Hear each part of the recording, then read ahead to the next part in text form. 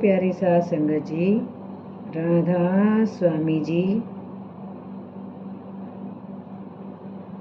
चोला छोड़ने से करीब 6 महीने पहले सरदार बहादुर जी महाराज जी के हुक्म से रायसा मुंशी राम ने बैंक के खातों के खाली फॉर्म सरदार चरण सिंह जी के पास सिरसा भेजे। साथ में 2-3 पंक्तियों का संदेश था कि सरदार बहादुर जी का हुक्म है कि इन खाली कागजों पर अपने दस्तखत करके भेज दें। दस्तखत क्यों चाहिए, इसके बारे में कोई जिक्र ना किया। सरदार चरण सिंह जी ने हुक्म की तामील करते हुए दस्तखत करके फॉर्म लौटा दिए।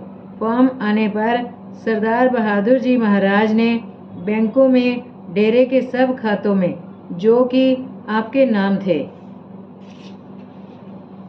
सरदार चरण सिंह जी का नाम जोड़ दिया, ताकि दोनों में कोई भी एक अथवा उत्तरजीवी उन्हें चला सके।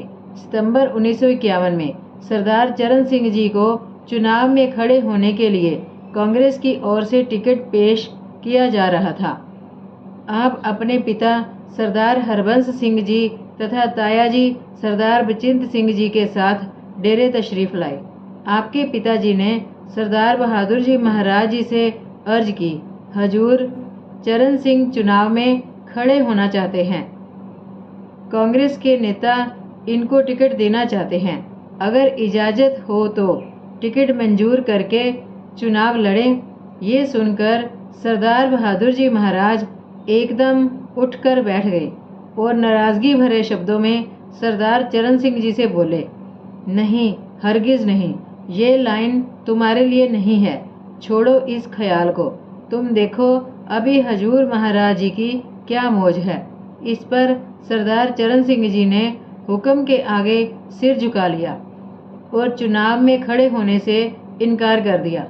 जब आप कमरे से चले गए तो भाई शादी ने सरदार बहादुर जी महाराज जी से अर्ज की, हजूर, क्या हर्ज था अगर सरदार चरण सिंह जी चुनाव लड़ते। उनकी चुनाव लड़ने की इच्छा है और वह जीत भी जाएंगे। आपने उन्हें बड़े सख्त लफ्ज़ कहकर मना कर दिया। इस पर सरदार बहादुर जी महाराज जी ने फरमाया, मैं ना कहूँगा तो और कौन कहेगा। फिर कुछ देर खामोश रहकर मिठास के साथ बोले, भाई शादी, हजूर महाराज जी को इनसे बहुत काम लेना है। जुलाई 1951 के अंतिम सप्ताह से कुछ पुराने सत्संगियों को पता लग गया था कि सरदार बहादुर जी महाराज जी की सेहत चिंताजनक है। वे आपसे अपने जानशीन का नाम बताने तथा वसीयत बनाने के लिए अर्ज करने लगे। आप जवाब में फरमाते, फिक्र न करें, वक्त आने पर सब कुछ बता दिया जाएगा। जैसे जैसे सेहत कमज़ोर होती गई, लोगों में आपके जानशीन का नाम जानने की चिंता बढ़ने लगी। सितंबर में कुछ लोगों ने लंबरदार जगत सिंह को आपकी सेवा में इसी सवाल को लेकर भेजा। सरदार बहादुर जी महाराज जी ने स्पष्ट उत्तर दिया, मैं पक्का बंदोबस्त करके जाऊंगा, बेखबर नहीं जाऊंगा। कुछ दिन बाद 1-2 पुराने सत्संगियों ने फिर बीबी रतनी से यही बात कहलवाई और वही जवाब मिला। अक्टूबर के आरंभ में उन्हीं लोगों ने भाई सुरैन सिंह जी को उनके गांव से बुलाया। भाई सुरैन सिंह जी बाबा जी महाराज जी के सत्संगी थे और वर्षों तक हजूर बड़े महाराज जी के पाठी भी रह चुके थे।